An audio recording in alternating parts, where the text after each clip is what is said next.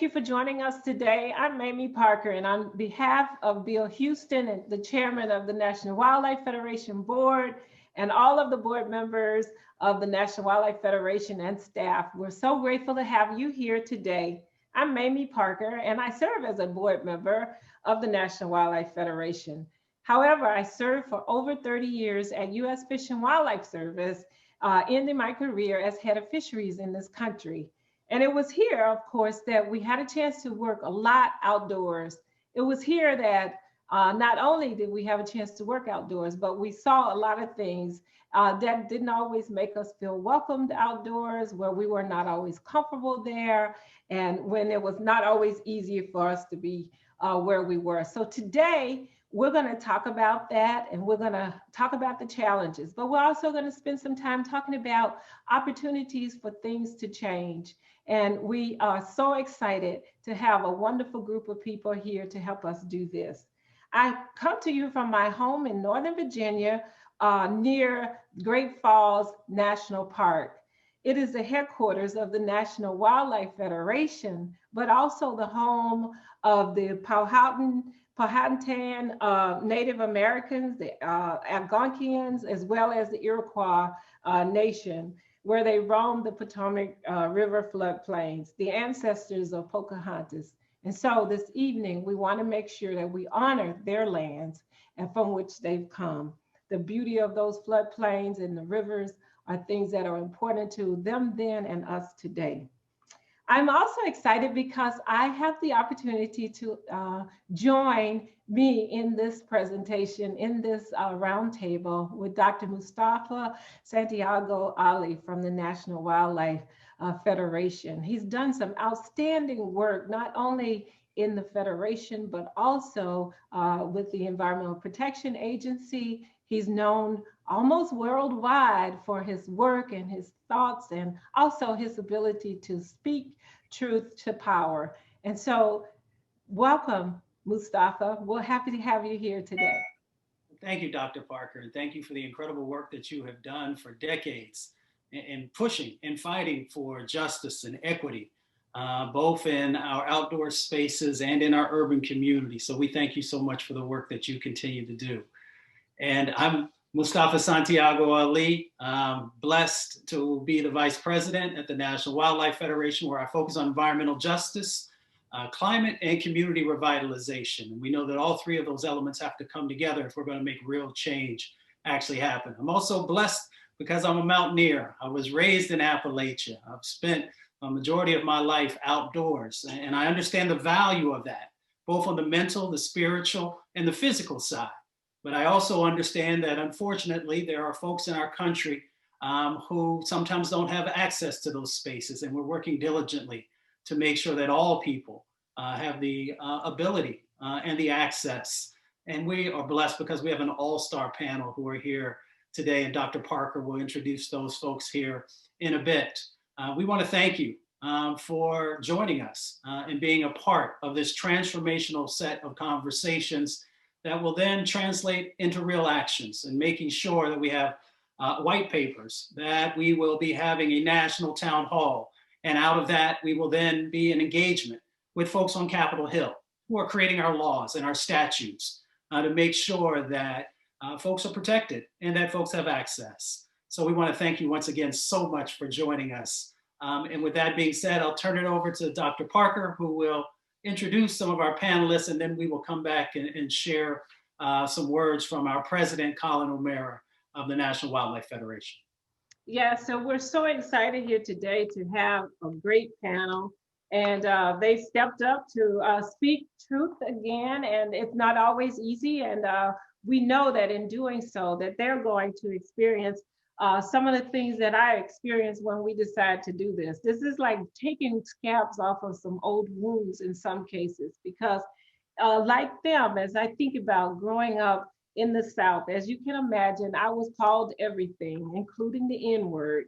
I lived in isolation, sometimes being a pioneer, wanting to be a fish and wildlife biologist, and not having role models that actually have had the chance to see me in that position. Having a mother that had an 8th grade education, but loved the outdoors and wanted to make sure that I had the chance to experience that too. We've seen microaggressions being appointed by the governor to serve as a commission on the Department of Wildlife Resources. Sounds like something exciting, but if you think about going to national wildlife refuges and people telling you that we don't allow people to be here that are just using the bathroom, or going to wildlife management areas and having the look, and it's not the look that your mother gave you, it's a look that's saying that you don't belong here. It's going to West Virginia with my husband and being in a wildlife management area, and rather than enjoying the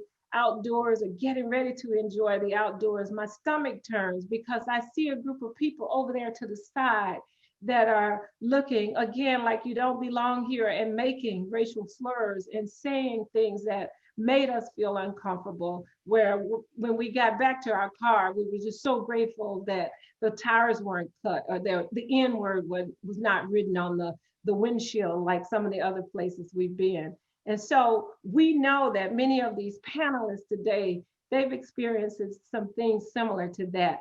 But what I like about them is the fact that they did not let those things deter them. They realized that these things, they've lived in isolation, they've lived in shame, they've lived in a world where there was apathy and rage, but they came and raised themselves to the level that they are today. And so we're proud to have each of them here. And so we'll start right away. And I'm just going to call your names and ask you to introduce yourselves as the panelists here later on. And so we do have here with us Corina Newsome, and Corina will tell you more about herself later. We have Kelly Darden. We have Dr. Aby Sene-Harper, who's here as well. Christopher Joe is also with us. And then to call us to action, we have both Brianna, Brianna, and let's see where is she? Is she not on this? Yeah, she's right here. Brianna, we have Brianna Emingua, as well as John Robbins. And these individuals are going to be talking to you later, and they'll introduce themselves. But right now, Mustafa, will turn it back to you and the National Wildlife Federation so you can introduce your leader. Well, thank you again, Dr. Parker. I have the honor and the privilege of introducing Colin O'Mara, the president of the National Wildlife Federation, who's very focused on creating a 21st century organization and helping that to support the creation of a 21st century America, where everyone has justice, equity, and accountability in the process. So with that being said, I'm going to turn it over to Colin. Great. No, thank you, Mustafa. And thank you all for being with us this evening. I'm really honored and I'm humbled to be invited into this space and to listen and to obtain a deeper understanding of the inhibitors that Black people face in safely accessing and enjoying the outdoors. You know, these roundtables really build upon the efforts of Black leaders and experts, including our moderators, you know, Mustafa Santiago Ali and our great board member, Mamie Parker. And you know, as a federation, we are absolutely committed to doing our part to make sure that everyone has a safe and positive experience when engaging in the outdoors. And you know, at the same time, we're grappling with the effects of the insidious riot that we saw on January 6th. That was an assault on our democracy. And we're reminded that as a nation, we have so much work ahead of us to advance racial equity and justice. And I can't help but think of all the hundreds of thousands of nonviolent and unarmed protesters, many of whom were people of color and white allies who were beaten and gassed over the past year as they were calling for racial justice. And at the same time, none of that response when we had people really trying to overrun our democratic institutions. So these actions, or the lack thereof of police forces, just reinforces that white supremacy culture is real. It exists. It's deeply embedded in our culture and institutions. And as an organization and as conservationists, I think we also do everything we can to help unravel the systemic racism that oppresses so many people throughout our country and in our communities. And so I just want to begin with a lot of gratitude because thanks to the leadership of leaders in the Federation like Shante Coleman, our Federation is really taking the work to try to become a truly anti-racist organization. Thanks to the leadership of Mustafa Santiago Ali, Rebecca Villegas, the Federation is really trying to pave the way for our conservation environmental movement to reflect environmental justice principles through programs and policies and programs like today. And also, I can't say enough about the leadership of Dr. Mamie Parker and John Robbins from our board, We're trying to make sure this isn't just a staff commitment, but really it's an institutional commitment as we all do our part to become the anti-racist and just society we all know is possible, but we're still far from. So with that, I look forward to hearing from all of our expert panelists. Thank you each for participating with us today. And as we engage in these important conversations, I want you each to know this is the beginning of a conversation. These injustices have been going on for a long time, but if there ever was a time for action, it's right now. And the National Wildlife Federation is all into creating that change. So thank you for joining us, and I hope you learn a lot, but more importantly, I hope you're inspired to act from this panel. Thank you very much. Mamie? Thank you so much, Colin. And I'm glad that you talked about that, because we realize the importance of leadership. And as I reflect on this past week and the role that a leader actually plays in either moving people in any direction is so important. And I get emotional when I think about some of the things that happened on Capitol Hill this week. And as you said earlier, and what it meant, and just the differences in how people, treat people in different environments. And Mustafa, I'm sure you've had some time to think about that and reflect on that as well. And it just seemed like a lot of it is just bad, it's just really bad. Well, it highlights for us that we have to strengthen our resolve, that these issues are systemic, and that, that unfortunately those sins of the past can no longer be sins of the future. And that means that we, as a collective, have to come together to make that real change happen and to hold people accountable, both ourselves, our organizations, our institutions, and our country. But, we have the opportunity now to make that change happen that Dr. King and so many other great leaders who invested so much time had hoped for. So it's in our hands now, and we get to make the decision about if we will make that change happen or we'll continue down the path that we have recently seen ourselves on. Yes, and it's all about becoming better ancestors, right? It's really making our best better. And we know that in order to do that, that we have to make people feel good in the outdoors, and people of color in general. And we want to make sure people understand that while we're talking about Black communities now, we realize that the Latinx communities, as well as other Native Americans, all of these communities have experienced some similar incidents in their world too. And the National Wildlife Federation is committed to that. And we're using ourselves as guinea pigs to see how we can do these types of roundtables. But our long-term goal, as you said earlier, is to have more people, more allies that will speak up and speak out on this subject so that we all feel good in the outdoors. And as we think about our last panel, we got some great thoughts from them on things that could be done. This panel is going to give us even more ideas and solutions. We did have the University of Michigan students, law students, to help us just kind of frame this in a white paper to think about what are these challenges. And they fit into categories like accessibility and affordability, childhood experiences that were limited. And we heard Shelton Johnson in our last panel talk about those. The historical trauma and physical safety concerns that many of us have when we go outside. The racism and the cultural factors of feeling I don't belong or you don't belong. And so today we're hoping, and we know that the panel will give us some of that and give us their thoughts on how we can move forward in those. And so first we're going to start with Corina. Corina Newsome, American ornithologist. She's a science communicator, a community engagement manager at Georgia Audubon Society. She just got a new job there, and the co-organizer of Black Birders Week. Corina, welcome.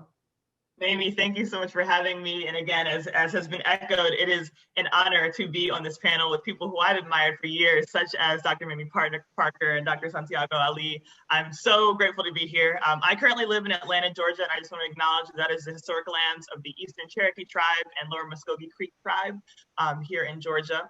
I grew up in Philadelphia, Pennsylvania, and from the time I was a child, as is the case, I would even say for most children, I had a fascination with wildlife. But my situation, physically being in a city environment, and then my socioeconomic status really precluded me from having access to experiences in the outdoors. And as much as I was drawn to it, and as much as my mother supported my love of wildlife, there was really not any opportunity for me to engage in education and experiential learning opportunities in the outdoors. This in combination with the fact that the only wildlife science communicators whom I loved, right? Bill Nye the Science Guy and the Crocodile Hunter, wonderful communicators, all of them, 100% of them were white men. And as a kid, that actually didn't consciously faze me. It never crossed my mind consciously that that means that as a Black woman, I can't be a wildlife professional. It wasn't until I was 18 years old and trying to figure out what I was going to do with my life and met a Black zookeeper at my local zoo at the Philadelphia Zoo, who's a carnivore keeper, a wildlife conservationist. The moment I saw her, it was like the blinds were taken off of my mind. And in that moment, I realized just how much power lied in the fact that I had never seen a Black person doing this job, much less a Black woman doing this job.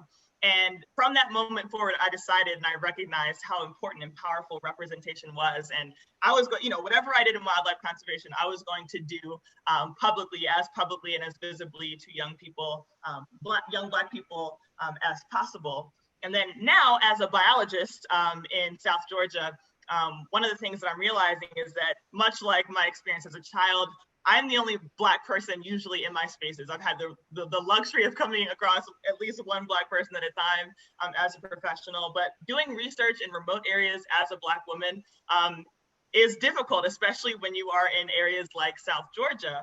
And what I realized when I went to grad school, I'm also a graduate student right now, is that there's really not infrastructure to protect Black students who are wanting to enter the world of wildlife science and conservation, right? I was actually housed on a plantation in South Georgia that literally had the original structures that my enslaved ancestors were living in. And I got by the kindness of individuals, but not because of support from the institution. And so one of my greatest recommendations at all times is that there needs to be institutional structures to support Black students who oftentimes will have to do research and exploration and navigation in these remote areas of the country where there is the greatest danger to our lives. My mother and grandmother and parents are always calling me terrified that I'm on the brink of disaster, that I'm on the brink of danger at all times with my work. And so I always am advocating and continue to advocate for institutions to be very intentional about funneling resources to providing safe housing, safe access to these outdoor spaces, particularly to pre-professional individuals, Black individuals, because as we open up the field of wildlife conservation to Black people, it becomes a space for Black people. Even though it always has been, the culture changes, the face changes, the image changes, and that's very important to me. Thank you so much for that. We'll go now to, and of course, Corina, you were one of the Black Birders Week organizer in response to what happened with Kristen Cooper in Central Park as well. So thank you for joining us. Next, we have Kelly Darden, and Kelly is an outdoor writer, television show host, former North Carolina Wildlife Federation board member, and former board member commissioner for Marine Fisheries in his state, appointed by the governor of the state. So Kelly, I know from your experiences that you've gone into rooms when people, and being outdoors where people thought you were in the wrong place and sent you to other places as well. So you're in the right place this evening, so welcome. Well, thank you. And I want to thank everyone for even being asked to be a part of this distinguished panel. I can somewhat relate in some ways, just a little bit related to what Corina was talking about, but just a bit opposite. One of the great things about this panel is we have baby boomers, such as myself, and we have millennials. And, people have a different cross-section of experiences that they bring as it relates to their experiences, interpretations, comfort levels, etc., when it comes to relating to the great outdoors. I grew up in a little town called Greenville, North Carolina. It's a small town in eastern North Carolina, home of East Carolina University. And I grew up during the time of legal devout segregation. It was not something I read about in history books. It was not something you saw on black and white television and newsreels, but it was part of how I grew up in the Deep South and small town America. When I was a kid, I kind of chuckled when I heard Corina speaking about her experiences. As a kid, I was never much of a team player. When I say a team player, did not participate in team sports that much because I never had that concept of I do well, you don't do your best, and we all lose. So I always been a kind of a solitary kid. So hunting and fishing were a big part of my life for me. I always used to look at magazines, Outdoor Life, Field and String, Sports Afield. And I never saw a Black person ever in there, not even in the advertisements. My favorite show was Kurt Gowdy and the American Sportsman, come on Saturdays. And I used to watch that show, and I used to sit there and, sit there watching my grandmother's black and white television. And I used to say to myself, boy, I would love to do that. And through work, fate, God's will, myself and my partner, who's now deceased, we became the first African-American men to have a national outdoor hunting and fishing television show. We aired on the Outdoor Channel for 7 years. We aired to over 27 million households every week, and I got to fulfill all those dreams that I used to dream about as a little boy growing up in the Deep South. But I never forgot where I came from. And I feel a sense of indebtedness to those of us who did not get those experiences. I did realize that a lot of my givings were because I was a television show host, but I remember what I was not given when I was a young child. I remember specific individual instances of my family's car was vandalized at a state park, Cliffs of the New State Park. Integration has just come about. My parents and I went to the park and some other families, and we got all our windows busted out, tires slashed, sugar put in the tank, and we had to get the sheriff to escort us back to eastern North Carolina to our home, which is about 50 miles away. I remember a couple of instances where I was hunting on state lands just outside the city of Charlotte, helped a gentleman who he and I were deer hunting, helped him get his deer back to the truck. And upon getting to his truck, he said, come on, get in. It's kind of cold out here. And I got in, and when I opened the door, I looked in the middle of his bench seat, and there was a stack of Klan paraphernalia. Yes, it was. But I got in, and we sat there in stone silence. No word was spoken. But at that time, there was an unspoken truce that I think he was somewhat uneasy that I knew who he was and that I knew where he stood. But at that time, the outdoors kind of nullified that. We said our goodbyes. I got warmed up. He offered me a ride and I declined it. And I walked away. But we have to meet people where they are. And we have to, find ourselves addressing people, such as my age. And I think that we're going to have to do it not there's like Colin said, not a tokenistic gesture like we have Black History Month. And we just, when we have Black contributions 12 months out of the year, and that we have to make a concerted effort that this is not something that we do just this one time and kind of say, well, that was a nice gesture and forget about it. So I think we, with this group of us, we'll determine, we'll, come up with some ideas and look forward to working with everyone, trying to make things better and more inclusive for everyone. Yes. Thank you so much. And that's a great segue when you talk about traumatic experiences and growing up. Our next panelist, she has done some research on that. And Dr. Aby, a public lands expert, focused on issues of racial equity and associate professor at Clemson University. Welcome, Dr. Aby.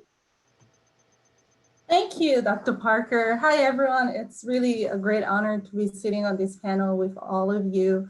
As Dr. Parker introduced me, I am actually an assistant professor, but that's why I'll take this. I'm an assistant professor in the Department of Parks, Recreation, and Tourism Management at Clemson University, focusing on parks and conservation area management. My background is a little bit different, as I actually I grew up in West Africa, several different countries, and growing up there, there are quite some similarities where a lot of Africans don't necessarily see themselves as being an outdoor people, right? Even though they were before, but through colonization, that identity sort of changed. But growing up, we traveled quite often with my father. We're quite lucky to travel across the continent of Africa and visiting different national parks. So I kind of gotten that love of the outdoor through traveling with my father, although the roads were a lot more rugged back in the days than they were here. Then fast forward, I moved here about 20 years ago and met my husband here, who is from Goldsboro, North Carolina, but not too far from from Kelly. And with me loving the outdoors, we used to go out a lot of time on hikes, and his mother always used to tell us to be careful out there. Be careful out there. And I could not quite understand why, but later on through the studies, I really understood the historical trauma that came with African Americans and nature in general, being in the outdoors in general, that African Americans' Black bodies, nature has been used to subjugate Black bodies, right? Through slavery, right? Through lynching, but also they've been intentionally excluded from public lands, right? When public lands were being established, there was no room for non-whites, including African Americans and Native Americans were completely dislocated from those spaces. So there's a lot of, we all know that history, the historical trauma, right, that comes with it. But through a lot of research, because I'm trained in historical and environmental interpretation, which is mostly to tell stories, right, about our public lands. Through a lot of digging, I've actually seen that African American have actually always had a connection to the outdoors, right? That the wilderness was actually a site of liberation from oppression for a lot of African enslaved Africans, right? Bell Hooks, if you've read her Belonging, A Culture of Place, describes nature as a place of refuge against racism. W.E. Du Bois, for example, has written so beautifully about Idlewild. So there are those stories, and there are lots of them out there that sort of tell a counter narrative to African American being completely disconnected. And really my mission now is to tell those stories, amplify those stories, so that African American can feel that they actually belong in the American outdoors, right? That yes, the historical trauma was there, but their ancestors and even folks today like Dr. Parker, Dr. Mustafa Ali, actually also have that connection with the outdoors, and how can we use those stories, past and present, to see African American youth connected to nature today in present time. So this is really where my research is going to really unveil and dig a little bit deeper into these positive history of African American relationship with nature. Thank you. Thank you. Thank you so much. And then we're going to move on to Christopher Joe. And Chris, you are the owner of Connecting with Birds and Nature Tours in Alabama. And also you are the district conservationist, and certainly I know a pioneer in your own field at NRCS, Natural Resource Conservation Service, United States Department of Agriculture. Welcome. Hello, everybody. I am so thankful to be a part of this. My name is Christopher Joe, and I am a native of Greensboro, Alabama. Most time when I say Greensboro, people think of North Carolina, but there is another Greensboro. And I currently live in Montgomery, Alabama with my wife, Christy, and my little daughter, Summer Grace. And I majored in agribusiness management at Alabama A&M University, which is a historical HBCU. And I say that because it's very important that I show you that a lot of the background and my educational background really stemmed from my upbringing. I am a third generation Black Angus cattle farmer in New Bern, Alabama, which is probably 15 minutes from Greensboro. So my father's father, this land has been in our family since the 1900s. So we've been very fortunate. A lot of people can't say that, they have land passed down to them and are able to, have a business that's, that they can be a part of. So we raise cattle from the time we're thinking we're going to go play outside on Saturdays. We're down working the cows. wire fences. I got more scars on me than did anybody, but it really kind of put in me the appreciation of nature, the outdoors. I started hunting at an early age, squirrel hunting probably at 11. Started deer hunting 14, 15 maybe. And even till this day, I still deer hunt. I still go outdoors. I took up nature photography also, which is basically just an extension of what I see while I'm outside hunting and doing things like that anyway. So it really ties together into what we're speaking of today, is creating safe spaces. And my safe space was down on our property. So a lot of the Mr. Kelly and some of the other panelists and hosts that have, issues that they've had in public spaces, I never really had to worry about that because we enjoyed it on our own farm. So we grew up watching the nature, APT, Alabama Public Television. So that was the public station where on Sunday nights we watched Wild America with Marty Stauffer. And like I said, I never saw anybody that looked like me doing anything like that. And it's just like, and when we were little, it never dawned on us. It's like, oh man, we like birds and we like nature. Ooh, that's a bear. And now that I think about it, it's like some of the things that we've just enjoyed and got a passion for and seeing on television, it's just like we're living it, but didn't know that aspect of the negative side of it, that, we were shut out of a lot of places. A lot of these public lands really weren't intended to be mixing at all with anybody if they weren't white.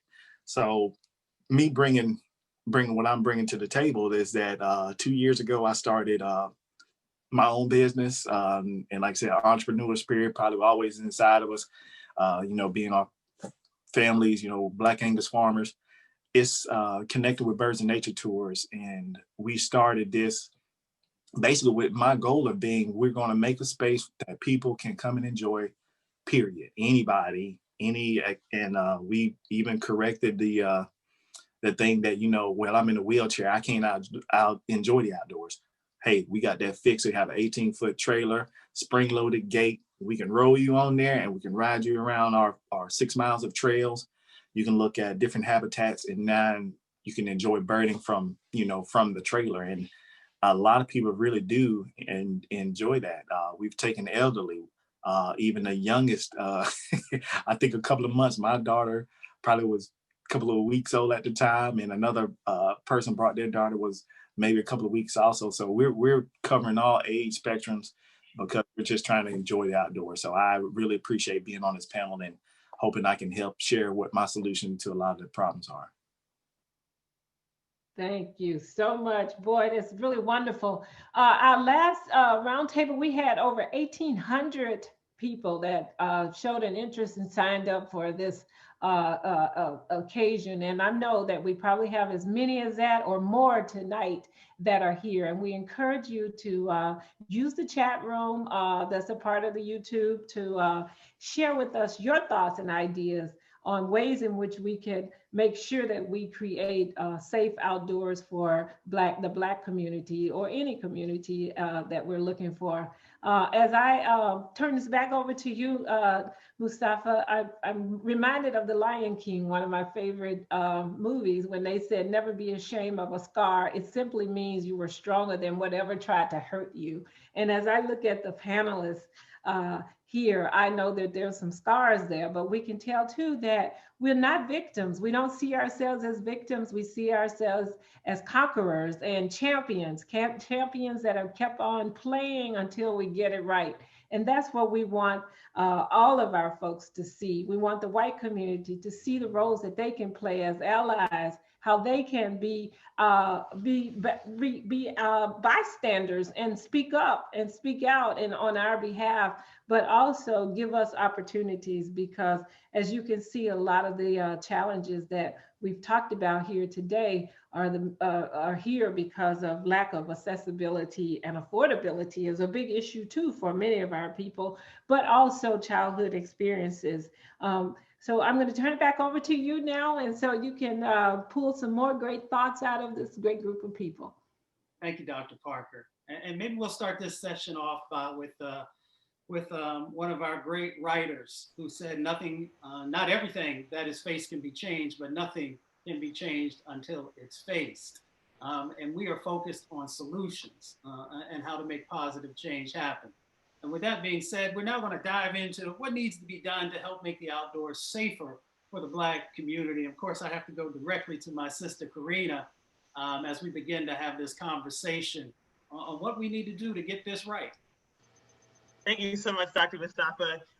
So I reflect on my experiences that I briefly kind of summarized at the beginning, both not having access to resources and representation as a child, and then as a person who ended up getting into the field, not really having access to support that address the unique experience of being a Black person and being a woman in a remote place like Georgia. And I cannot emphasize enough the importance of mentorships. That one Black zookeeper that I happened to meet by chance, basically, as a child, ended up serving as a mentor for me all these years in my career. And it has really sustained me in the absence of seeing any other Black people along my journey until really just this past year. And so one of the most important kind of elements that I can encourage institutions to employ is mentorship with other Black people, Black professionals. We are here, right?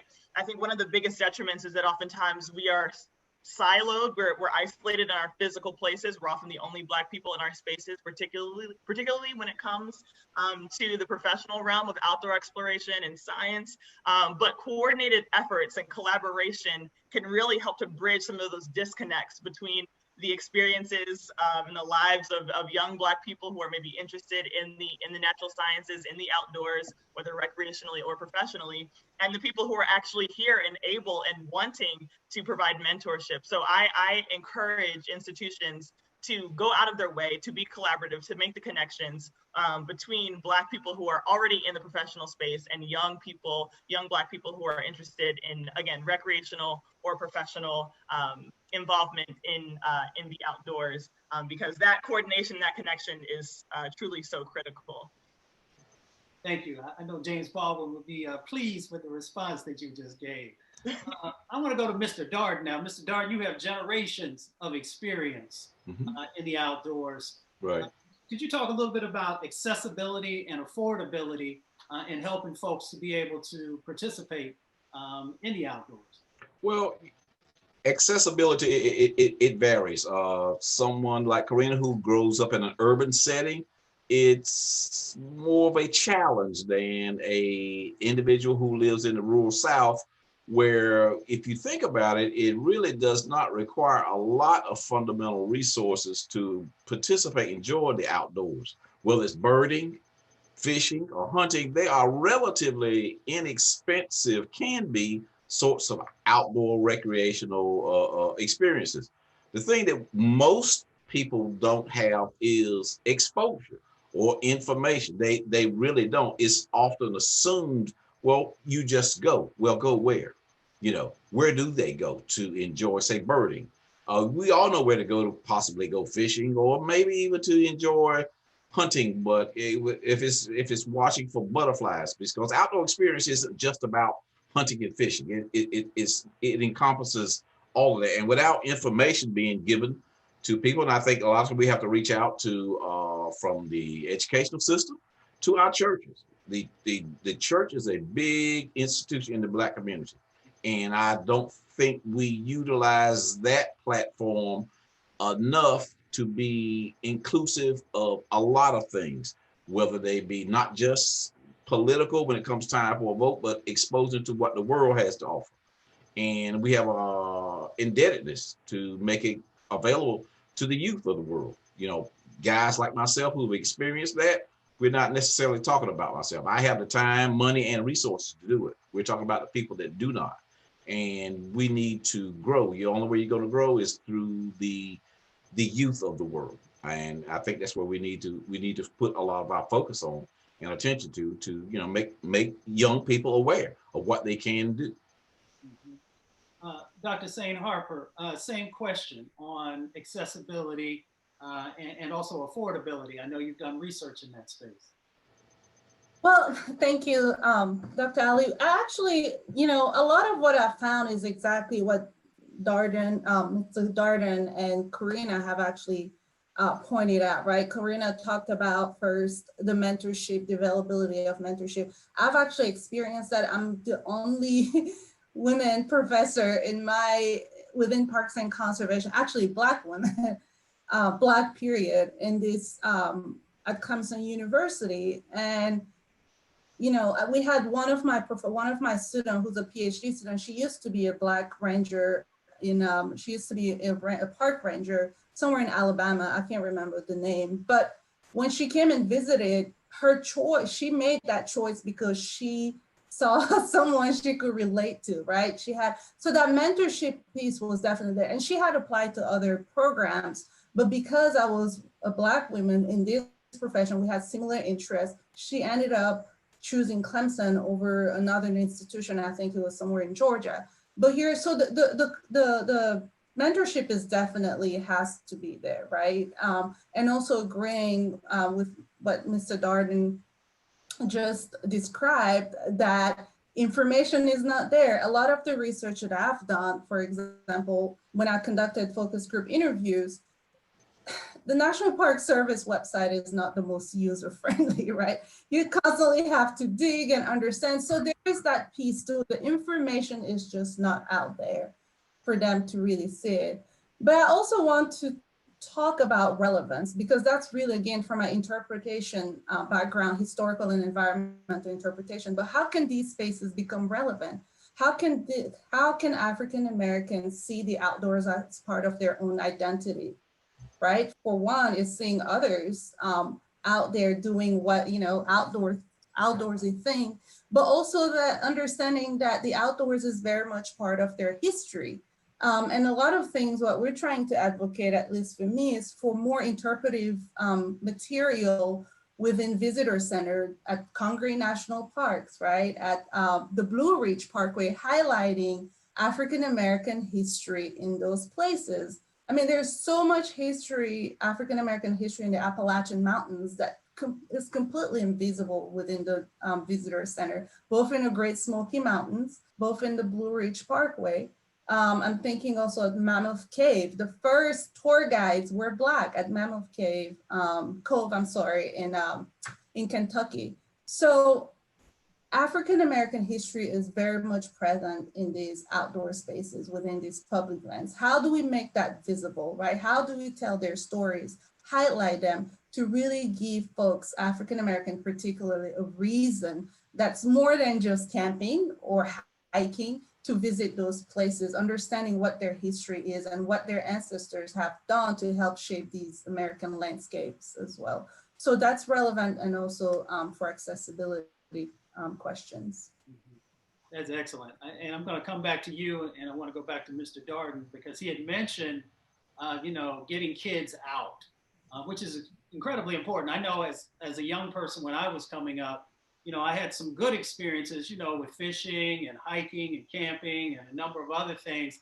But I also remember my grandfather driving through the mountains in Appalachia and seeing signs that said Negro Mountain and Polish Mountain and some of these other descriptors that would have given someone maybe a different vision, especially when we didn't see representation of ourselves. So Mr. Darden, I just want to ask you real quickly, some of the successful sort of actions you've seen with kids, getting them more engaged and helping them to also understand their connection, whether to the land or the water. Well, I have to give kudos to the North Carolina Wildlife Federation. They have made, and John Robbins can elaborate on that they have made concerted efforts in targeting, and oftentimes the word urban is used as a negative, but let's face it, a lot of times they are children of our color who don't have exposure to things. And there has been a concerted effort by the North Carolina Wildlife Federation to expose them daily to their, and John will help me remember the name of the camp that I've been off the board here for some years now, that they Great Outdoors University. Exactly. Thank you, John. I'm getting old, and I appreciate that. But, you know, things of that nature, and they need to be done on a larger scale. They have to be done on a national scale. They have to be done through the educational. All kids go to school, and that we should make it affordable and accessible to all children. Sometimes when we try to be inclusive, we are exclusive. And the thing about the outdoors is that it does embrace all kids. My experiences haven't been, you know, from my age as opposed to the generations now. They want to feel that it is exposed, but you have to bring it directly to those that have been socially deprived. And oftentimes financial resources, some of the things that we take for granted, like just get there. Well, oftentimes if you come from a household where there's only one parent, you live just above the poverty level, and you don't have public transportation is your only means of transportation. Your mother works several jobs. You know, it's a challenge for some of the things that we do, and that's where we need to ask. We need to seek funding, you know, and I won't get into the political side of it, but let's not kid ourselves that it all requires money in order for exposure, participation, and all of those things. And I think, Dr. Mustafa, that, you know, it needs to be multifaceted in order for kids of color or all kids to be exposed and participate in the great outdoors. Mm-hmm. No, I appreciate that. I definitely appreciate that. Dr. Sene-Harper, I want to come back to you, and I want to move us a little bit further down the road. And I'll use myself as an example. I know where I grew up. You know, I grew up near a place called Crickett's Fort, which is a Revolutionary fort right near the Monongahela River. And I had the chance to enjoy a lot of that. But I know the county right next door. I remember my best friend who was white when I was growing up. He was allowed to go into that county. He could go to the fairs and those types of things. But I remember one time my mother sharing with me that I would not be able to go. Mm-hmm. And he and I did everything together. You know, we camped together, you know, spent time at each other's houses, all kinds of things, you know, all the things that best friends do. Yeah.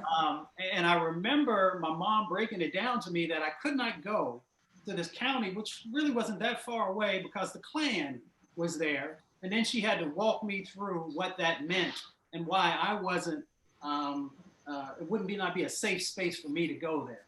I want to talk a little bit about the historical trauma that folks have dealt with through your research as a healing process. If we're going to heal, then we have to actually call out why some of these things and what some of it actually looks like. Yeah, absolutely. And I like that, you know, bringing again history back. We've talked, of course, you mentioned the Klan, but I think we also have to reckon with the white supremacist history of our public lands. I mean, you know, last week's event was a sharp reminder of the persistence of white supremacy in American society or political life. It's also a reminder for the critical need for public land institutions to reckon with their own white supremacist past, okay? And these are the same public lands that are managing these outdoor recreation spaces where, for example, we often assume that racial and ethnic discrimination that prevent Black and brown people from recreating in the public lands came after these spaces were created, which is not necessarily true. I mean, if you think of, for example, the ideologies of white supremacy that are rooted in the eugenics movement, very much influenced the creation of national parks, okay? And the US Forest Service as well. So what that has done is sort of codified a behavior, you know, that is very much within the vision of the white man, middle and upper class as well, how they enjoy the outdoors, but also who is welcome and who's not welcome, and who was in charge of safeguarding those spaces, right? And this is why some of those parts that you just described, Dr. Mustafa, is that a lot of time the Ku Klux Klan, but also other institutions felt like they were entitled to those spaces, right? And mostly white folks. And so all others were not welcome into those spaces. And yes, it was things of the past, but these things still happen. I just mentioned my my PhD student who's currently doing research. She was a ranger at a National Island Refuge in Alabama, she had her full ranger's uniform on with her badge, and she was still confronted while she was at work. Her badge alone was not enough to tell folks. It was two older white men that confronted her, and she recorded the entire conversation that she had. So the only way she could feel safe, she mentioned, was to have a Confederate flag right outside of her cabin and the American flag, right? And this happened like 4 years ago. So this codified behavior that really started with these ideologies that was sort of part of the conservation movement still very much are perpetuated today. These are very much cemented in these institutions. And this is why I think we need is so much deeper than just talk about accessibility, but also confronting that past, right? The ideological foundations of outdoor spaces as well. Absolutely. A lot of education has got to happen for a cultural shift Yeah. of other tools. And I've heard everybody talk about sort of a comprehensive or a suite of tools and resources to help us to be able to move forward. As we transition to Chris, I just want to remind folks, I know as I was doing some research, it blew my mind because, you know, growing up where I grew up, my first swimming lessons were not in a pool. And, you know, we've seen all the things of people of color not being allowed in pools, not being allowed in lunch counters, not being allowed, at fountains and those different types of things. I was amazed to learn in my research that as a part of some of the segregationist laws and some of the Black laws, that folks literally were barred from being able to go into parks, barred from being able to swim in certain lakes and rivers, which just totally blew my mind. So we've come a long way, but we've still got a long way to go. And we're lucky that we have folks like Chris, who have just been doing some incredible work and creating their own entities to better invite people in and to make sure that not only they know that they're safe, but that they can get that mental health break that sometimes the outdoors gives us. Chris, I'm curious, and I know you touched a little bit on it earlier, but again, why did you start your venture? Can you walk us down sort of the mindset of creating this transformational organization that you have?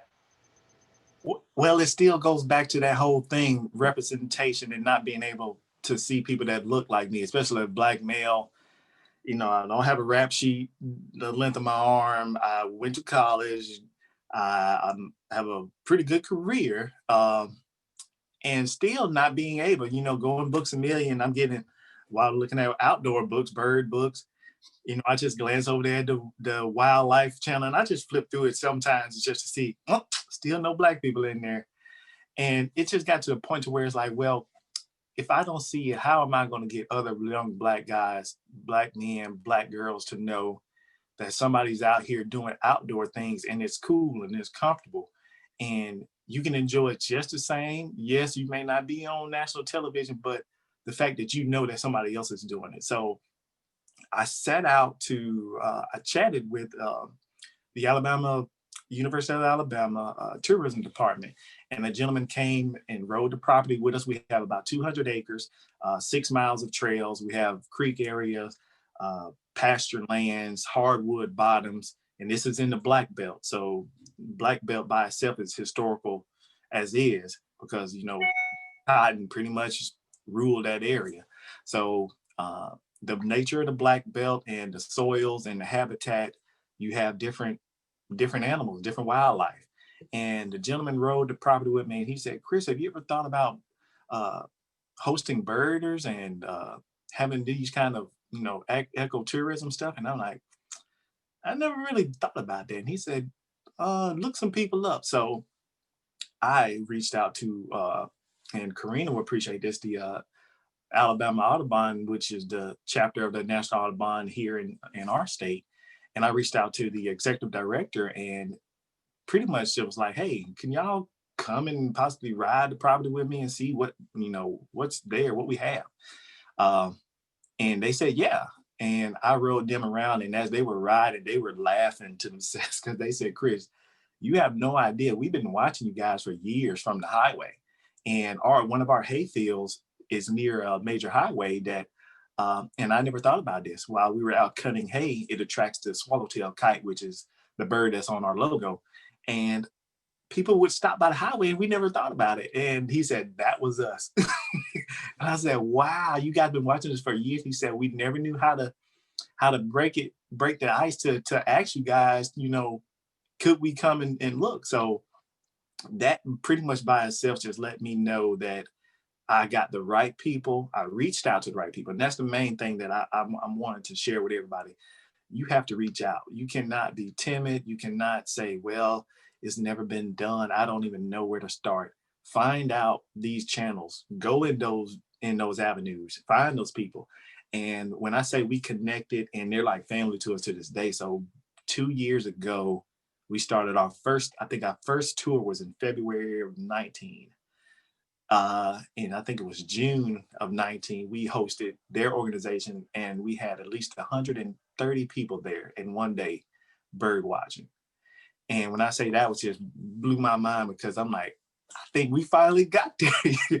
And my dad, he still gets a kick out of it to this day. He's just like, well, who's coming today? Who's coming? And when I can say, hey, we got a person from South Carolina coming. I had a gentleman drive 3 hours and meet me at the front gate at 6 in the morning to bird, and finally saw his lifer, a summer changer, not only one of them, but at least 3. And he was just blown away.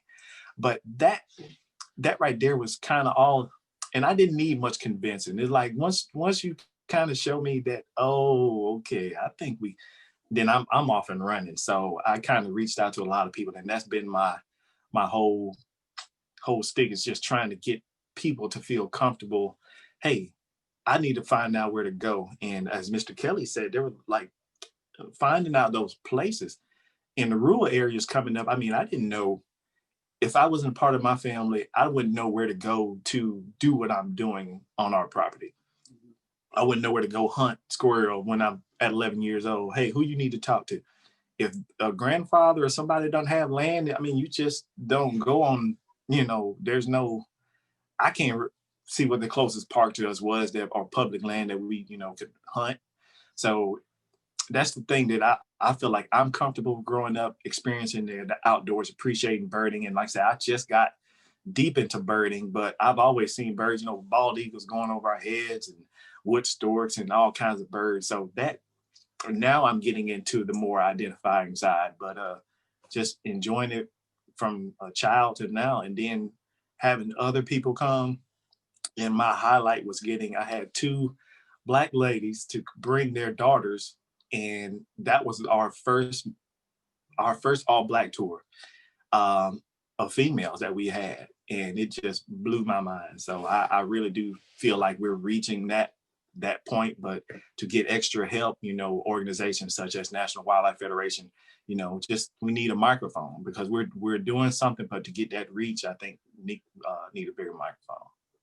Well, I appreciate that, Chris, and I'm gonna have, because I believe in real talk, so I gotta have some real talk here. So my birding coming up was with turkeys and was with grouse. So I've evolved now, so I'm no longer doing that, but that was my introduction to birding. So don't y'all get mad at me. Chris, you seem like you got the secret sauce. And we want to, out of these sets of roundtables, to also anchor folks in some lessons, some transferable skills, if you will. So my question to you is, as we close out this part of our session here, is what lessons would you like to see federal or state parks incorporate from what you're doing? And then also, if you want to comment on private lands also, because we know that may be a little bit different. Is there some things you'd like to share with folks? Well, the public land, I still see both sides of it, because in my professional career, I'm a public servant by definition. And basically, I'm helping landowners achieve goals on their property in conservation. So the things that they're doing on their property is going to benefit wildlife, making sure waters are clean by fencing out cattle, making sure they're not in the waters in our streams, and also replanting, you know, pine habitat. I mean, I was just out there the other, 2 days ago, counting trees, and basically seeing it go from a clear cut to seedlings in the ground is, you know, that's monumental. And a lot of people going to these public lands and seeing stuff from beginning to different stages. Oh, wow, that's a young deer. If you don't have anybody there to kind of help educate you in what you're seeing, it's just, you're not making those connections. And I feel like organizations have to do a better job at making the connections of, and that's kind of why I named mine Connecting With, because you got to connect at some point in time. So I'm trying to connect people, and I'm able to go into all different kind of rooms and experience levels to where, like you said, hey man, a turkey and a bird, that was all you knew. And shoot, I didn't know all these names of birds. I knew what a cardinal looked like, blue jay, bald eagle, turkey, stuff like that. But it's like now, man, my mind is expanded because I got with people that knew this stuff, and they were willing to come and help me learn these things. Oh man, you need this book, you need that book, you good. And that's what I want folks to know about the public lands, is that if you can feel safe in those public lands, and then you can have other people that can kind of educate, the youth, and even some of the adults too, because a lot of my visitors have been the 50+ year olds, females pretty much, and they just have a great time. They just, oh, I'm having such fun down here, and they forget all about the birds and give me questions about the cows. So I'm not only answering bird questions, I'm answering cow questions. I'm answering, what do you do with the hay? Well, why do you put it up over here? And the fact that I can talk to people in such common ways and such easy ways, that's pretty much the secret sauce to it, is you have to be personal, and you have to be relatable to people in order for them to feel like, oh, well, he knows what he's talking about. But every time, and even the charter bus driver, she got off the bus and she was looking at us and like, they're getting on this thing. And I'm like, come on, she said, I get on. She got on and she had the best time. She sat behind me. So I'm leaning over talking to her, and she's just like, I don't know how you're not knocking down the fences. How are you driving this thing? And I'm thinking the same thing. How do you drive that long bus and not wreck? So we're both, having a good time. And I think even novice people can enjoy the outdoors. So there's no level that you have to reach in order to enjoy something. Well, I appreciate that. As I often tell these folks here in Washington, D.C., you need some country knowledge if you actually want to get things done. So I appreciate that. And as I turn it back over to Dr. Parker, I just want to call out, because last time we had like 1,800 people who were part of this. So if National Geographic or Discovery is watching, you got individuals right here who you should be highlighting. And Mr. Darden, I grew up with Roland Martin and Bill Dance and the rest of that crew. Yeah.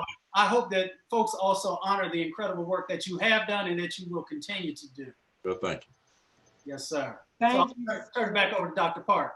Yes, what a great session, a great learning experience. And you mentioned other organizations. We need to acknowledge our partners. We do have partners, Outdoor Afro, as well as the Links Incorporated, Black AM STEM, AF STEM, as well as Patagonia. And it's because of these organizations that we're able to do programs like this, in addition to our National Wildlife Federation board members as well. And so when we think about it, you all have talked a lot about accessibility, affordability, the childhood experiences, historical perspectives, and safety concerns. Racism and cultural factors, not as much. I don't belong, I mentioned earlier. And so I'm going to push you a little bit further on that subject, because we are trying to reach our audience. As I said, 1,800 or more of them. We sent out 3,400 invitations. Some of them want to hear about things that they can do. And when we think about that experience, I have some personal experiences myself. I took my cousin out with me, and I was so excited because this was the first time my cousin from Chicago was going to have a chance to go out to see what I'd done. And they were so excited, but we were out, and my friend was with me, a white friend of mine. And right as we got to the entrance to the area, and we were excited, I heard a man say, there they go, they're just trying to take over everything that we have. And he used the N-word quite a few times during that experience. My friend never brought this up to me until this year, until the George Floyd incident. And she said, simply because she didn't know what to say, she didn't know how to say it or what to do. And so what I realize is that we still need to talk about acknowledgement, we need to talk about acceptance, and we need to talk about awareness.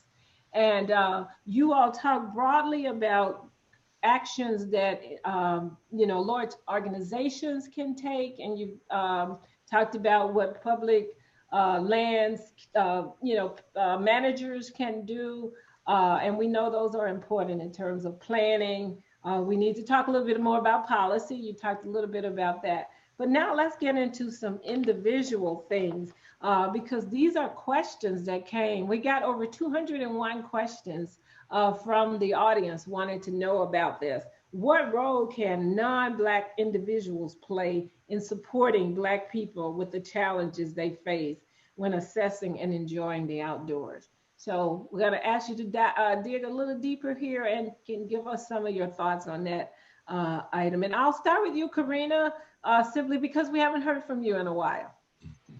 Thank you, Dr. Mamie. One of the things that I think about, so this summer, on the same day that George Floyd was killed by the police, earlier that day, Christian Cooper, who many of you probably may have heard about in the news, who's a Black man and a birder that many Black people in the birding community know and have heard of and have interfaced with in some capacity, was birding in Central Park, and a white woman was, having her dog off leash, which is against the rules. He asked her to put it on the leash, and he was saying, I have dog treats for dogs who aren't on leash.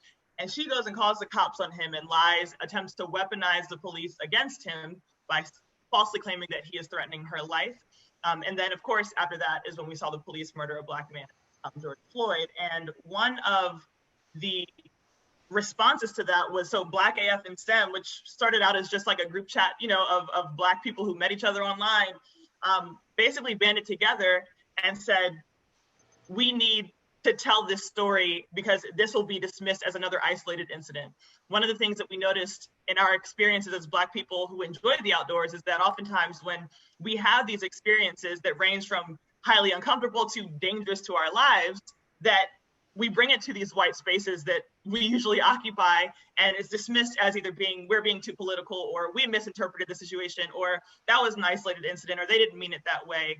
And we decided to use our collective power as a relatively large group of Black young people to say, this is part of a story. This is the fruit of very deep roots of white supremacy in this country, and to disrupt the constant excuses that these are isolated incidents. And so one of the things that was so powerful was that individual white people, right, as opposed to trying to give their rendition of the story or even use their own language to describe what was happening in the best capacity that they could, they instead relinquished the power of communication to us. And one of the things that Chris had mentioned was that, we need bigger microphones, right? We as individuals, we as communities need bigger microphones, and relinquishing that power that white people tend to have, especially in the outdoor community. They really kind of monopolize the mainstream story, giving instead us that platform to tell our own stories and to tell the truth from the true perspective, from our perspective. And so one of the things that I encourage white people to do, individuals, is if you have a platform, instead of trying to, even sometimes in the best intentions, right, to tell the story from your perspective, give the mic over completely to the people whom the story affects directly, to tell that story. And then I also want to advocate, I can never say this enough, civic engagement and being aware of the policy changes that Black communities want to have change in their communities. To advocate to your representatives about those policy changes is important. In the same summer, this past summer, right next to the field site where I was doing my bird research, Ahmaud Arbery was shot and killed because white men thought they had the power to essentially take this man's life in the name of citizen's arrest, right? And Black communities across the state are trying to get that repealed, get citizen's arrest taken off the books. That is not allowed anymore. And so we need all members of our community, Black, white, and everyone, to participate in advocating for policy changes, legislative changes, that you have to put your ear to the ground to know that the Black community wants these things, and to put your power and your capacity for action behind the efforts that we are supporting.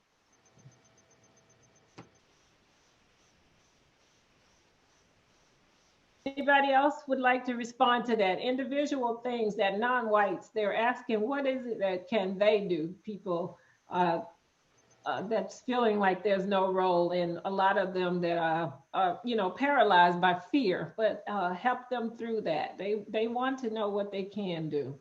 Yeah, I actually have, you know, building on what Corina said, it's just, so from personal experience, having conducted a lot of field research with graduate students or even undergraduate students, where mostly, you know, a lot of them, or very few of them are Black, but I try to get them involved in a lot of our research that we're doing, especially collecting data in national parks. And these are wilderness areas. These are places where I'm not used to. I mean, I work in the wilderness, but I'm still not used completely safe being out there. And neither are my students who are Black, you know, most of them are. But then every time we reported it, it's just an incident that happened where we stayed in this cabin that wasn't locked. And me and my student, the only two Black people that were in the group, were the ones that felt the most unsafe. But because they're so used to camping outdoors, you know, they don't have that privilege of, you know, they have that privilege of not thinking about their own safety. Every time we brought it up, it was dismissed. Oh, they're just not used to being outdoors. No, it's not that. There are actually valid reasons why we don't feel safe in these places. I mean, women talk about it all the time, right? But not only are we women, but we're also Black. So there's a racism piece to it, but also there's a lot of sexism that comes in my field, right? The conservation field. So when we're actually talking about, for non-white groups, if you're leading research programs and you're trying to attract more Black individuals, it's to not dismiss those fears as just being exaggerated, or they're just not used to being outdoor. Oh, it'll be fine. These are real fear. And I felt quite, you know, I got into a lot of confrontations with my male colleagues, but they looked at me like, oh, where did that come from? Where did all this anger come from? Because it was a continuation of dismissal. They've completely dismissed every time I complained. These cabins are not locked. Why aren't they locked? Oh, people have stayed here for many years and nobody ever complained about it. Well, I'm complaining about it because I have a fear, you know, of being outdoors, but also my students who's here collecting data for the university is being fearful. So please don't dismiss those fears, that there are legitimate reasons why we feel unsafe in those spaces. Yeah. So what about you, Kelly? Anything you want to add to this subject? Well, I think that oftentimes because people don't want to feel uncomfortable, they often sit in silence. And I think that in order for us to attain comfortability, you have to be uncomfortable sometimes. And you have to address the elephant in the room. Where I come from is different from where you come from. My experiences are different from your experiences. Oftentimes people feel hypersensitive when it comes to race, religion, and politics, the biggest three things that control this country. And it's unfortunate that they do, but they have to be addressed. And oftentimes, you know, that attitude of, well, there's not much that I can do, and then there's a resignation to not do anything. I think, you know, we had a meeting at North Carolina Wildlife Federation. It was regarding race relations. And I asked a question, and I asked the group not to put anybody on the spot or feel shy. I said, how many have Black friends? And one or two raised their hand. You know, how many, you know, have been to your home? And what constitutes a true friend? Are you able to do you know anything about the experience that they come from? See, you know,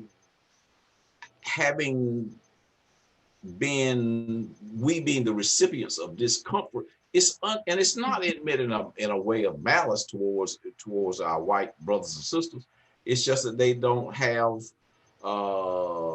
some experience white privilege and know it, and some of the unintentionally don't really get it. It was like, you know, like Abby was saying, you know, they just feel that, you know, why are you scared? You know, it's not, you can't have that perception. You have to meet people from where they come from. I think the biggest thing they have to do is to reach out. If you don't know, Black people, and don't be ashamed, because well, was one question they kind of looked at everybody, and some of them didn't want to raise their hand, and they had none. I said, well, what are you going to do about it? And you have to, to sit in silence. And I can't remember the quote, Desmond Tutu, maybe Dr. Mustafa can help me with that. It was something to sit in silence. You take the side of the oppressor, or something to that general effect. But you can't sit in silence and not do anything. If you don't know, ask. If it makes you feel comfortable, well, you should have asked a long time ago. At this point, we wouldn't feel uncomfortable. And so we have to start, we have to address the elephant in the room, And if you don't know, ask. Ask. Yeah, that's a great one. It says, remember this, there's nothing wrong with you. You have patterns to unlearn and new behaviors to embody and wounds to be healed. But there's nothing wrong with you, the core of who you are. You are unlearning generations of harm and remembering to replace it with love. And it's going to take time. So I'll turn it over to you, Mustafa. You have a question for the panel and to keep us moving. Okay, thank you for that, Dr. Parker. And we'll start with Corina with this question, but I actually want to go through it with everyone, and feel free to make it as brief as we make you feel comfortable. The question is really about, all of you are doing incredible work. What types of resources do you need to be able to build the capacity to expand that work and to reach others? Yes, so I think one of the patterns in my, just short time so far in the realm of wildlife conservation from the kind of professional angle is that oftentimes I've seen these grassroots organizations, kind of local organizations, smaller organizations that are Black led by the people who have the best ideas for community solutions, because they are the ones experiencing the largest problems, whether we're talking about environmental degradation, white supremacy, racism in the outdoors. But when they are kind of in competition for the resources, right? They're writing the grants, they're doing everything they can to obtain the resources that are available to these, environmental justice organizations. They frequently lose out to white-led larger organizations that already have the resources and the capacity, to have your grant writers and staff committed to doing nothing but looking for money, right? Whereas these organizations that are really on the ground and led by the communities who have been historically and presently marginalized are losing out to that. So what I would encourage funders in particular, people who have the money and make decisions about where the money goes, it is so critical that you are intentionally, in the same way that people right now, right, are like, okay, we want to make sure we have diverse panels. We want to make sure we have diverse, whatever that kind of like makes their optics look good as far as who's contributing to conversations. But we need Black people to be represented in who's getting the money, because the resources, the money that organizations receive essentially dictates the capacity they have to make changes in their local communities or in the scope of reach that they are attempting to have in the work they're doing. And as I said before, Black people are the ones best equipped to solve the problems that Black people are facing. They know intimately what the challenges are and have the best solutions, right? So it's critical that there is intentional injection of financial resources into Black-led organization. Dropping some real talk. Mr. Darden, you are a transformational figure in media, a groundbreaker. What would be your recommendations around capacity building? Well, again, you hate to go back to resources, but and particularly financial, but oftentimes that is your leverage. And your power is in your vote, but your power is also in your wallet. And let's not kid ourselves. And we have to hold large corporations, etc., accountable for their non-participation as it relates to being inclusive to everyone. Since my show, there has not been a single African American to host a national hunting and fishing show. It was us for 7 years and now it's gone. It's just a memory. And that is a sad step, because I had hoped to have been something where, whether it was Aby, Corina, or Chris or somebody to come along, if that was their dream, to be able to follow suit with that. But I think as long as the social implications and the financial implications aren't addressed to these large corporations, I think that there will be a level of complacency I think that a small tokenistic gesture of, well, we'll give you a couple $100. No, we're not talking about that. We're talking about long-term support to make sure that this is an ingrained part of society and not a photo op, you know, that we need to have, you know, and you have to hold them accountable. We have to do the ask. We need your support. We have to do the support. We support your businesses. We do this, that, and that. The reason you don't know about us is because you don't seek us.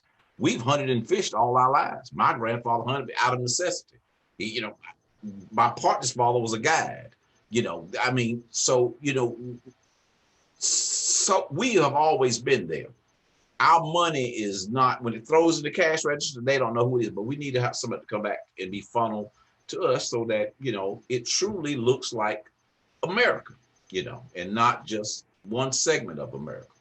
So we got to do the ask, Dr. Mustafa. I think we have to ask them, simply put the ask. We need support and financial and not just verbally, you know. Verbalization doesn't spin too well, you know. Thank you for that. I appreciate that. Yeah. Dr. Aby, I know you're in the academic world. Where do you see the need for capacity and to help make change happen?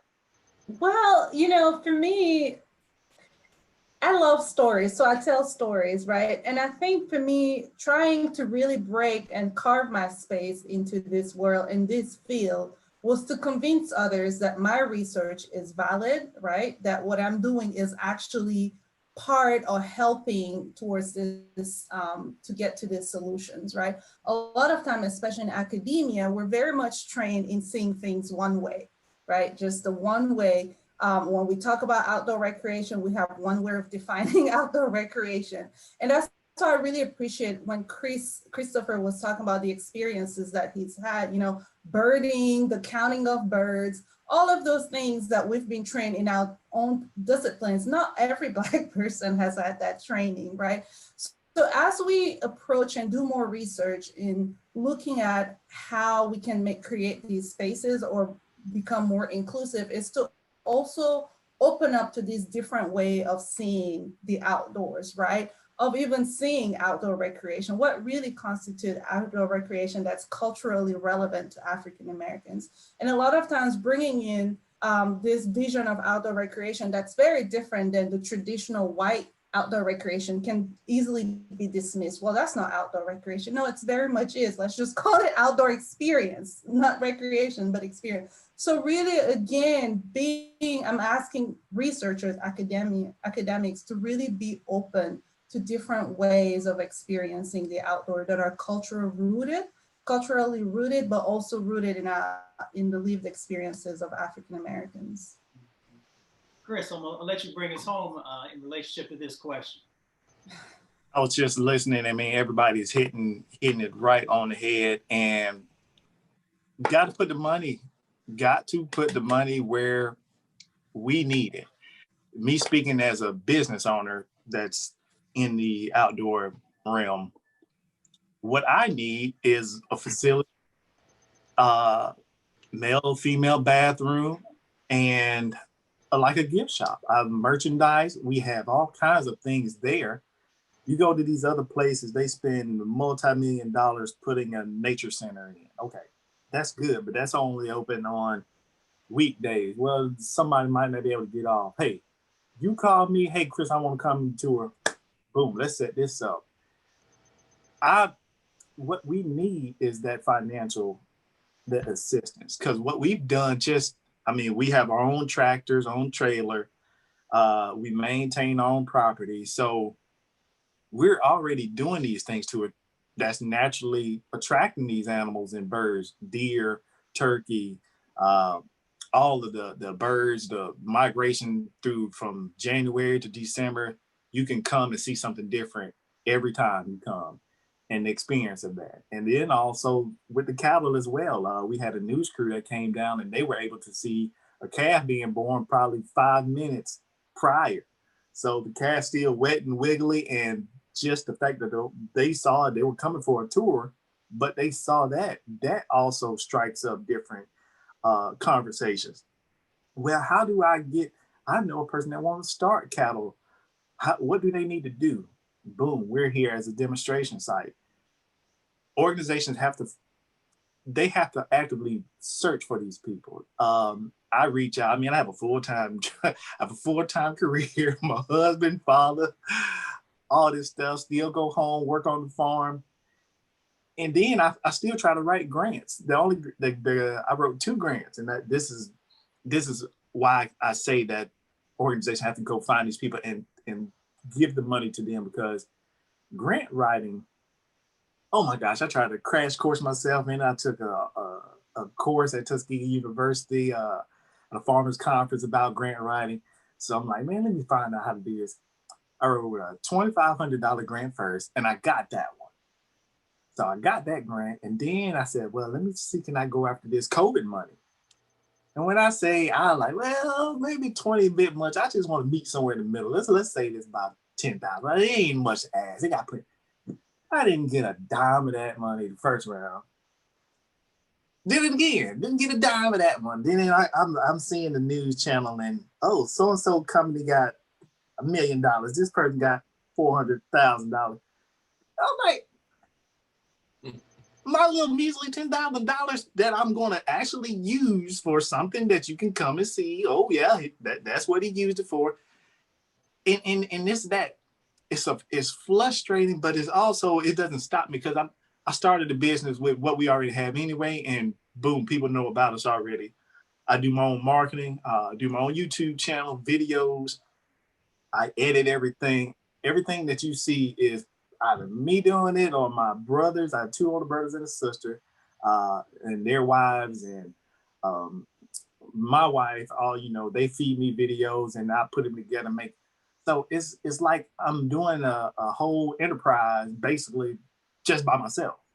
So imagine what I'm already doing. And Dr. Drew Lamb is a great person that he came down and birded on our farm. And Corina, she's coming. Corina, come on down.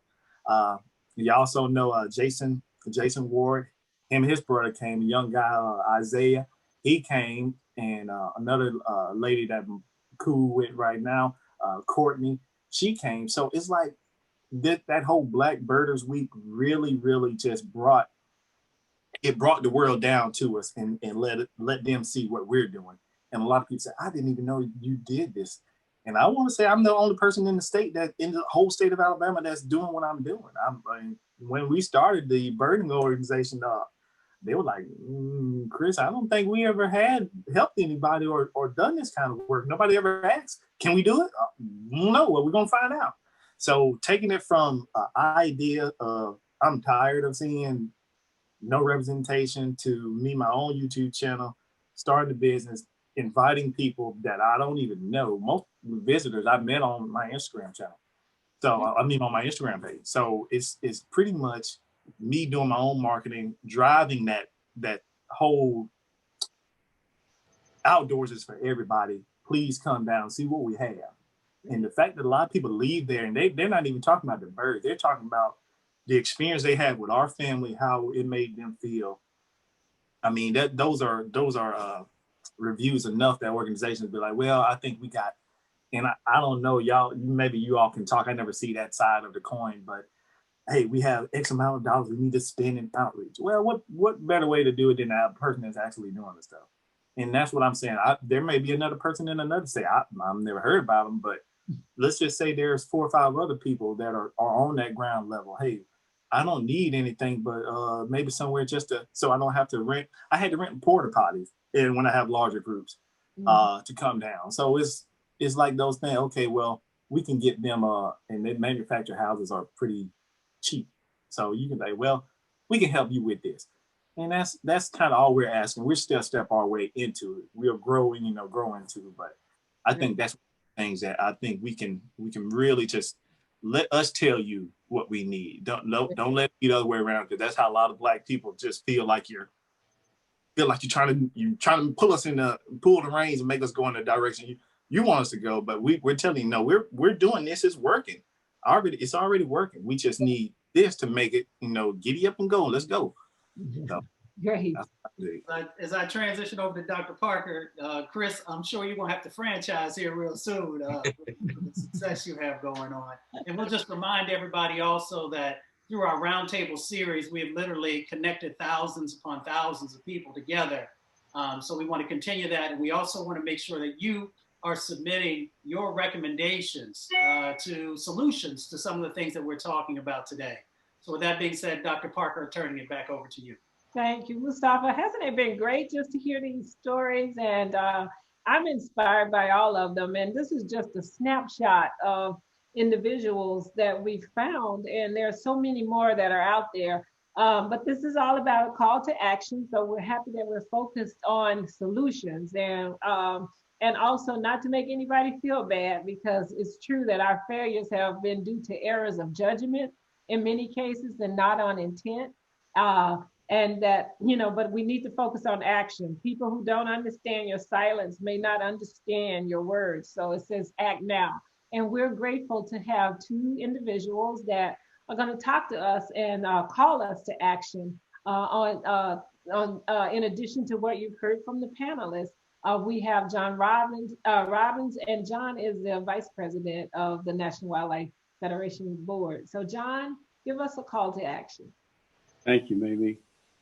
I got to start just by saying, Mamie called it up front. You've heard from 4 pioneers tonight, each in their own way, plowing ground, making it clear that Black folks, in spite of, outrageous things through history, outrageous things in the past week, and let's call it like it is. It was an attack on our Capitol and other places, but it was also a huge demonstration of white supremacist behavior and a huge evidence of systemic racism when you contrast how things were handled versus peaceful legal demonstrations that were handled very differently in the past weeks.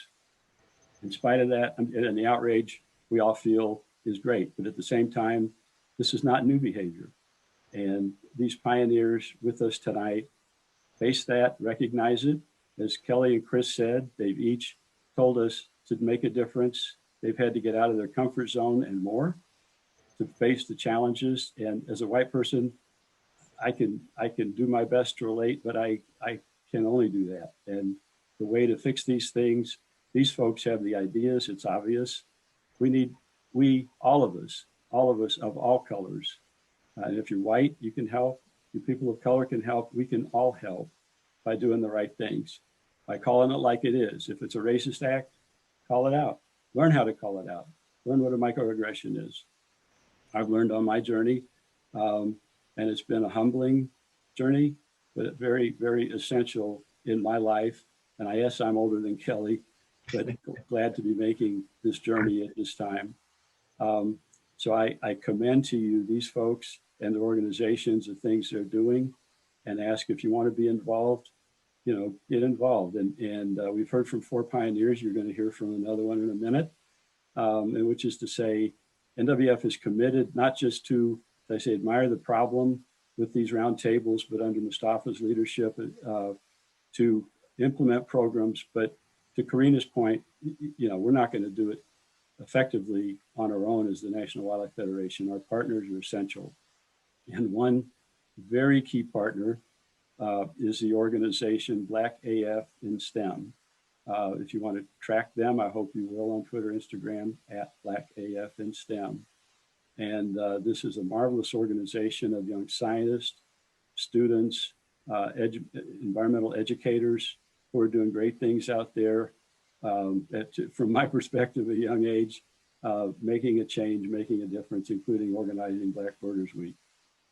Brianna Amingwa is one of the leaders of this organization, and she, like Corina, was a co-organizer of Black Birders Week last year. And I'm pleased that Brianna empowered me to share the information that, yes, Black AF in STEM will sponsor that event this year. It will take place May 30th through June 5th. And we can all get on board and support that. It's tracking through their Twitter account, if nothing else. And Brianna will share with you her access as well. Brianna is by training an environmental educator. She is a supervisor of environmental education at the John Hines National Wildlife Refuge, which is conveniently just outside the city of Philadelphia. So her passion to get people of color, kids, the city kids outside and participating, exposed to nature, understanding, learning about nature, conservation, the environment is all right there. And she's heavily engaged in doing that every single day, pursuing her passion, which is so very wonderful. And this is obviously through the U.S. Fish and Wildlife Service, which is of course Mamie's alma mater, which is just great. Last thing I'll mention, and then I'll turn the mic as Corina encouraged us to do, is to mention that the North American Association of Environmental Educators recently announced their top 30 environmental educators under the age of 30 years this year. And one, Brianna Amingwa, is one of those top 30, under 30 environmental educators on the continent. With that, I'm going to turn the mic to Brianna. It's just a pleasure for you to be with us tonight. Thank you. Yes, John, thank you so much for that wonderful introduction. Makes me feel great. And thank you all for tuning in tonight to watch this panel, interacting through the chat, and taking some time to listen to all these really valuable stories. What a great group of panelists and moderators. So thank you also to the National Wildlife Federation for putting it together. I will say that if the stories that you've heard tonight are really kind of surprising you or hitting home, I encourage you to take some time for self-reflection and what it really means to create change and to be a true ally. Each and every one of us has a chance to take that action to improve inclusion in our spaces and to create more positive experiences for Black people in the outdoors. As you heard, I'm an educator, so I want to speak directly to those who work in education. This is our chance to really step up and refocus our energy and do it from an equitable standpoint. We need to look a lot more closely at who we're serving and why, right? Dr. Aby mentioned about that research that shows the childhood experiences that happen for folks are some of the most defining moments in our lives and where we kind of grow that connection to nature. So we as educators can ensure that every student has those same opportunities to experience it. Right? And that might mean doing things differently, redirecting our staff time, finding a way to provide those funds, the bus funds that students need to get to a site, or packing up our equipment and our tools, meeting students where they're at in their neighborhoods, where there's that really valuable nature that's in the city that I love to hang out in so much with all of our Philly nature kids. And that might mean, doing that before, not waiting for that, taking the time to go out and build trust in the communities, making our staff available to work closely and meet communities where they're at and be open to what may come of it, right? Not going in there with a lot of, hey, we want to do this for you, this is what we want to do, but instead being prepared to offer what the communities actually need. And it might not be our education programs, and that can kind of hurt sometimes, but sometimes it means maybe just a site where they can meet and join up or a different resource. For everybody else who's here who is not an educator, I do want to just point out what a huge privilege it is to work in conservation and to have these jobs. There are not that many of them, and we're all very lucky to be able to visit these amazing places, see unique wildlife, come together to make real change. And that change has been going on for generations. And through those changes, we've been able to bring species back from extinction, right? When there's a species like the bald eagle that had less than 1,000 individuals, and it was about to blink out and go extinct, they didn't say, well, who wants to serve on this board and let's put together a 10-year plan and think about it. Instead, it was like, let's get boots on the ground, right? We had researchers, we were mobilizing every agency, the NGOs, nonprofits, the public, and that was how important it was to save the bald eagle, to save those species, right? So why did that work? In my opinion, it's because that was the most important thing to every single person who worked in all those spaces. And they worked like it was the most important thing to do, right? So that's the reason why our work can happen and that change can happen so fast. So I'd love to see that same energy applied to this conversation, to inclusion, to safe spaces. When it comes to making changes in outdoor spaces and creating safety and inclusion for Black people, we need everybody on board and passionate at that same level and in the same way. So the task I'd love to just leave you all with is just a chance to self-reflect and think about how important is this work to you and to your organization, and what are we going to do to really move the needle. So jumping off from here is a great point to start. So thank you all for having me tonight and for sharing your stories as well. Great. Thank you. Mustafa, I'm going to give you some words before I close us out. Okay, well, I'll remind everybody that we're going to have a link that's inside the YouTube video. You have the opportunity through that survey link to share insights, to share resources, and please also share policy recommendations. We know that's one of the ways that we can actually make change happen. And I'll remind folks of this as well. You know, the outdoors is a reflection of God, and everybody should have access to God, just like everybody should have access to the outdoors.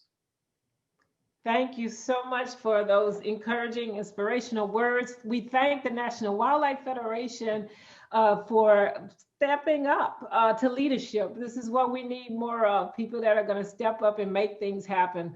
And sometimes it means we have to pause, sometimes we have to pivot, but we have to press on. And it's not just the year of the Black community because it's 2020. We got to take this into 2021 and beyond. And so I want to thank the panelists for your wonderful work that you've done. Corina Newsome, Kelly Darden, Dr. Aby Sene-Harper, as well as Christopher Joe, and then of course, John Robbins and Brianna. You all did an outstanding job today and giving us a lot of information, more importantly, helping us build a community around this. Christopher Joe, we appreciate your storytelling and all the great work that you've done too. Thank you to Rebecca and Julia for your work behind the scenes and making sure that at the National Wildlife Federation to make sure that our day went well. And again, remember, we have a third roundtable that's scheduled for February 2nd,